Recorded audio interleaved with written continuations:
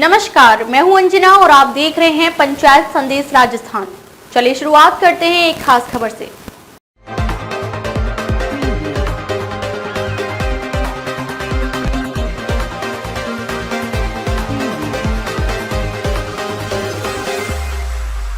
राजस्थान के पूर्व उप मुख्यमंत्री, पूर्व प्रदेश अध्यक्ष, टोंक विधायक सचिन पायलट पहुंचे पाली।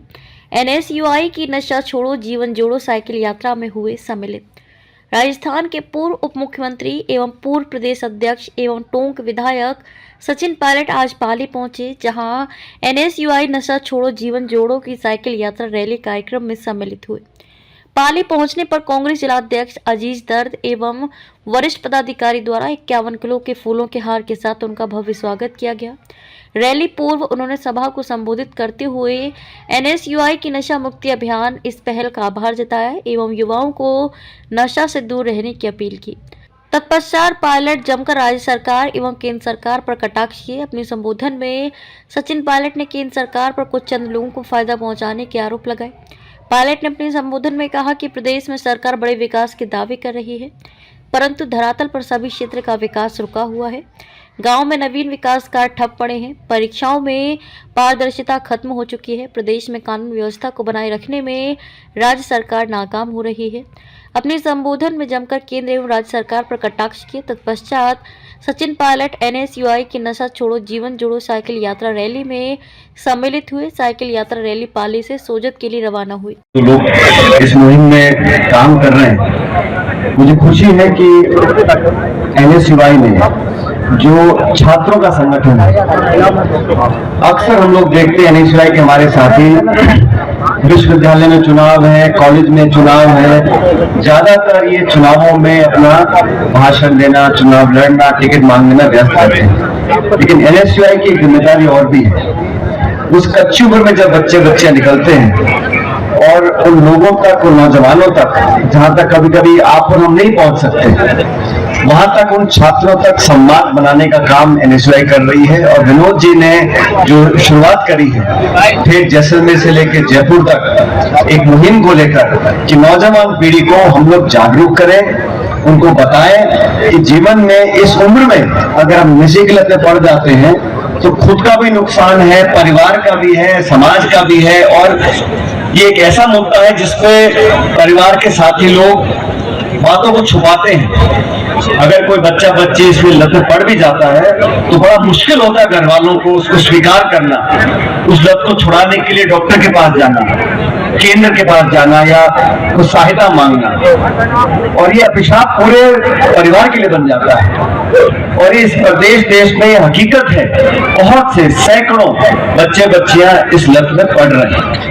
पहले ही शहर तक सीमित था, अब गांव ढाणियों तक भी इस नशे के पदार्थ को, सेवन को अक्सर लोग देखते हैं। मुझे खुशी है कि NSUI ने ये मुद्दा उठाया कि जागरूकता पैदा करने के लिए, लोगों तक पहुंचने के लिए, उनको सुनने के लिए ये लोग साइकिल यात्रा निकाल रहे हैं। और मुझे विनोद जी ने बताया, जब से शुरू किया था, मैं कल 21-22 फरवरी को आपने शुरू किया जैसलमेर में, तब से लेके अब तक 15,000 बच्चियों को उन्होंने शपथ दिलाई है कि नशे से दूर रहेंगे, अपने जीवन में इससे बचकर रहेंगे।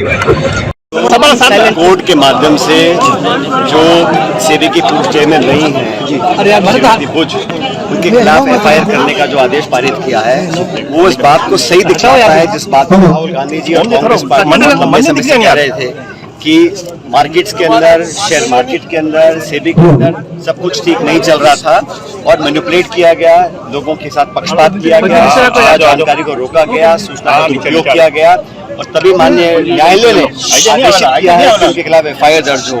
तो ये आर्थिक विसंगतियां जो हैं, ये आर्थिक अपराध जो किए हैं, ये अब जग जाहिर हो रहे हैं। मुझे लगता है कि सरकार की, केंद्र सरकार की जो नीति का निर्माण हो रहा है, वो चंद लोगों को फायदा पहुंचाने के लिए हो रहा है, चाहे वो शेयर मार्केट हो, चाहे वो प्राइवेटाइजेशन हो, चाहे बैंक के लोन हो, चाहे बैंक की लोन माफी हो, इन सभी पर चर्चा होनी चाहिए। और जैसा राहुल गांधी जी कहते हैं, हमारी पार्टी कहती है कि एक JPC बने और जो अब तक गड़बड़ घोटाले हुए हैं, लाखों करोड़ की चोरी हुई है, बैंकों को चूना लगाया गया है, उस सब का पर्दाफाश हो रहा है। और ये जो FIR के आदेश हुए हैं, ये इस दिशा में संकेत करता है कि आने वाले समय इन सब लोगों को जनता के बीच जाना पड़ेगा, सच्चाई बतानी पड़ेगी। सर, रीट में अभ्यर्थियों की जनेऊ उतारी जा रही है, उसको लेकर क्या कहेंगे?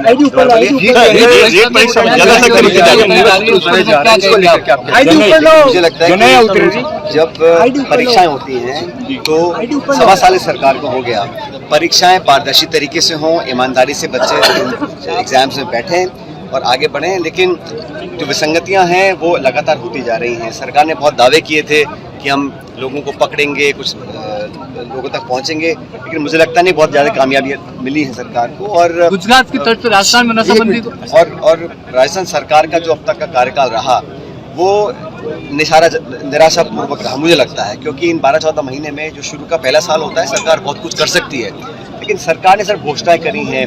बजट पढ़ते हैं तो 4 लाख नौकरी का संकल्प लेते हैं, अभी फसल खरीद होती समय पे नहीं हो रही है, बैंकों में लोगों को ना तो स्कॉलरशिप मिल रही है, ना लोगों को बैंक का ऋण मिल रहा है, और जो ग्रामीण क्षेत्र में निर्माण के काम थे लगभग ठप पड़े हैं, और सरकार में खिंचाव तनाव बहुत है, सत्ता के केंद्र बहुत सारे बन गए हैं, ब्यूरोक्रेसी हावी है, सत्ताधारी जो विधायक हैं वो अपनी छाती पीट रहे हैं, काम नहीं करा पा रहे हैं, और जो एक एडमिनिस्ट्रेशन पे सरकार का एक नियंत्रण होना चाहिए उसका बहुत अभाव है। सर, कुड़ीमल मीणा का जो है आज मकान जो है उसको बेदखल कर रहे हैं, क्या मंत्री है या नहीं है? ये असमंजस बना है, देश की जनता के साथ मजाक हो रहा है। जिस व्यक्ति को आपने शपथ दिला के मंत्री बनाया उनका क्या अस्तित्व है आज वो मंत्री है कि नहीं है, इस्तीफा दिया है तो उसको एक्सेप्ट किया है कि नहीं किया है, और मतलब मजाक बना हुआ है। आपने एक सरकार चलाने के लिए किसी को आपने मंत्री बनाया, वो व्यक्ति पद छोड़ना चाह रहा है, आप उसको छोड़ने की अनुमति नहीं दे रहे हो, काम वो कर नहीं रहे हैं, डिपार्टमेंट उनका है या नहीं किसी को पता ही नहीं है, तो इस तरह का मजाक जनता के साथ नहीं करना चाहिए। जो मुद्दे वो उठा रहे हैं सरकार को जवाब देना चाहिए। हम भी इस बात को बोल रहे हैं कि जो मुद्दे उठा रहे हैं उसका स्पष्टीकरण आना चाहिए और पारदर्शी तरीके से काम होना चाहिए,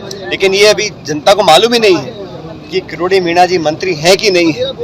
वो कहते हैं मैं छोड़ चुका हूँ, मुख्यमंत्री उनका इस्तीफा एक्सेप्ट नहीं कर रहे हैं, तो असमंजस बना हुआ है, मजाक बना हुआ है। पूर्व सरकार द्वारा जो संभाग और जिले का गठन किया गया था उन्हें रद्द कर दिया गया। जो जिले बने थे, संभाग बने थे, 1 साल के बाद सरकार ने उसमें छेड़खानी करी है, रद्द कर दिया है। और मैं बार बार कहता हूँ अगर जिलों के निर्माण अगर आप नहीं करा पाते हो, जो हमने करे थे उनको आप खत्म करना चाहते हो, एक मापदंड तो हो, उसका क्षेत्रफल है या उसकी जनसंख्या है, बिना मापदंड के आप मन मर्जी से जिलों को बना रहे हो, बिगाड़ रहे हो, ये गलत है। और पूरे प्रदेश में इसका विरोध हो रहा है, विधानसभा में लोग इसको उठा रहे हैं, लेकिन सरकार ने अभी तक मन मर्जी से ही जिलों का खत्म करने का काम किया। अगर कोई मापदंड बनता तो हम लोग कह सकते थे मापदंड में जिले फिट नहीं आ रहे। जहाँ मन किया वहाँ जिले अपने बरकरार रखे, जहाँ मन नहीं किया वहाँ पे जिले हटा दिए, तो मनमानी से काम हो रहा है और कोई इसका साइंटिफिक तरीका, कोई मापदंड इन्होंने बनाया नहीं है, मनमर्जी से काम कर रहे हैं। अब तक के लिए बस इतना ही, फिर होगी आपसे मुलाकात एक ऐसे ही खास खबर के साथ। तब तक के लिए नमस्कार और देखते रहिए पंचायत संदेश राजस्थान।